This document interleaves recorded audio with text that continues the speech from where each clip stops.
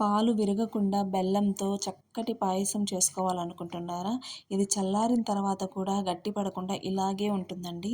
So, ఇది చాలా బావుంటుంది. ఏదైనా వ్రతాలకి, పూజలకి అలాంటప్పుడు మనం ఈజీగా చేసేసుకోవచ్చనమాట. దీనికోసం అయితే ఫస్ట్‌గా ఒక ప్యాన్ తీసుకుందాము. దాంట్లో 2 టేబుల్ స్పూన్స్ నెయ్యి అనేది వేసుకొని, అందులో డ్రై ఫ్రూట్స్ అనేవి వేయించుకుందాము. నేనైతే జీడిపప్పు, బాదం పప్పు తీసుకున్నానండి. మీకు కావాలంటే కిస్మిస్ కూడా యాడ్ చేసేసుకోవచ్చు. అవన్నీ ఇలా యాడ్ చేసేసుకొని బ్రౌన్ కలర్ వచ్చేంత వరకు వేయించుకోవాలనమాట మీడియం ఫ్లేమ్‌లో. సో, ఇలా కలర్ చూస్తున్నారు కదా! కలర్ అయితే చేంజ్ అయిపోయింది. దీన్ని తీసి పక్కన పెట్టేసుకుందాము. అదే ప్యాన్‌లో ఇంకొంచెం నెయ్యి అనేది యాడ్ చేసేసుకొని, ఒక కప్ ఆఫ్ సేమియా అనేది యాడ్ చేసుకుందాము. సో, దీన్ని కూడా మీడియం ఫ్లేమ్‌లో బ్రౌన్ కలర్ వచ్చేంత వరకు వేయించుకోవాలండి. మరీ నల్లగా కాకుండా పచ్చివాసన పోయేంత వరకు ఇలా రెడ్ కలర్ చూస్తున్నారు కదా! కలర్ అనేది చేంజ్ అయిపోతుంది. ఈ కలర్ వస్తే సరిపోతుందనమాట. సో, దీన్ని కూడా తీసి పక్కన పెట్టేసుకుందాము.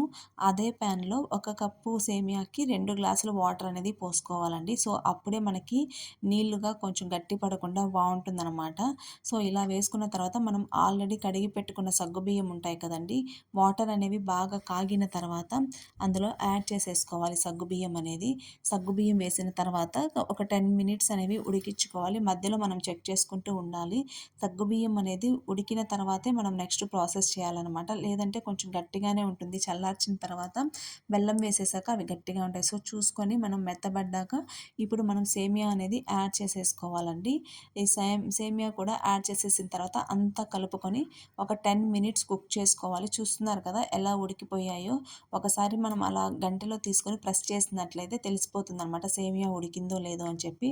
సో, మాక్సిమం ఉడికిన తర్వాత ఒక 90% ఉడికిన తర్వాత దాంట్లో మనం చూసుకోవాలనమాట. సో, చూస్తున్నారు కదా! ఇలా చేయడం వల్ల ఏమవుతుంది అంటే చాలా అంటే చల్లారిన తర్వాత కూడా అలాగే ఉంటుందనమాట. సో, ఈ కన్సిస్టెన్సీ వచ్చినప్పుడు మనం తరిగి పెట్టుకున్న బెల్లం అనేది యాడ్ చేసేసుకుందాం. బెల్లంకి బదులు చక్కెర కూడా వేసుకోవచ్చండి. బెల్లం అయితే హెల్తీ కాబట్టి పిల్లలు కూడా తినొచ్చు. సో, అందుకని చెప్పి నేను బెల్లం అయితే తీసుకున్నాననమాట. సో, బెల్లం కూడా యాడ్ చేసేసిన తర్వాత ఒక 10 మినిట్స్ ఇలా కలుపుతూ సిమ్‌లో మీడియం ఫ్లేమ్‌లో పెట్టేసుకొని ఇలా ఉడికించుకోవాలనమాట. సో, దీని కన్సిస్టెన్సీ కూడా చూడండి బెల్లం అనేది కరిగిపోయి ఎలా వచ్చిందో. ఇలా ఉన్నప్పుడు ఒక 10 మినిట్స్ ఉడికించుకుందాము.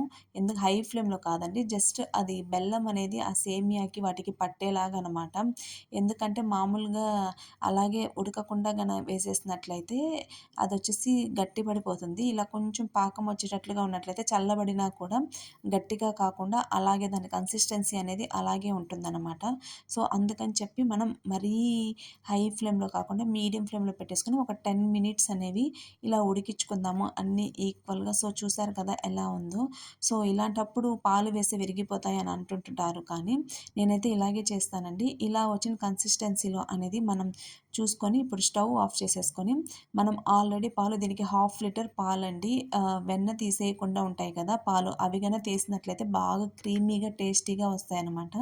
సో, అవి పక్కన హీట్ చేసి పెట్టేసుకొని చల్లార్చుకోవాలి. సో, వీటిలో ఇప్పుడు చూడండి ఇలా కొంచెం కొంచెంగా వేసుకుంటూ కలుపుకుంటూ ఉండాలన్నమాట. సో, 1/2 లీటర్ పాలైతే బావుంటాయండి. మీగడ తీయకుండా ఉంటే ఇంకా చాలా టేస్టీగా ఉంటుంది పాయసం అనేది. కొంచెం థిక్ అండ్ క్రీమీగా వస్తుంది. వెన్న తీయకుండా ఉండే పాలని ప్రిఫర్ చేయండి. చాలా బావుంటుంది. తర్వాత ఇందులో వచ్చేసి మనం ఆల్రెడీ ఫ్రై చేసుకున్న డ్రై ఫ్రూట్స్ ఉంటాయి కదా!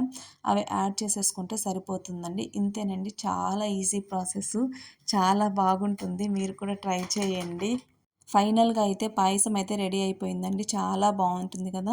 సో, ఇలాంటి మరిన్ని వీడియోస్ కోసం ప్లీజ్ సబ్స్క్రైబ్ మై ఛానల్.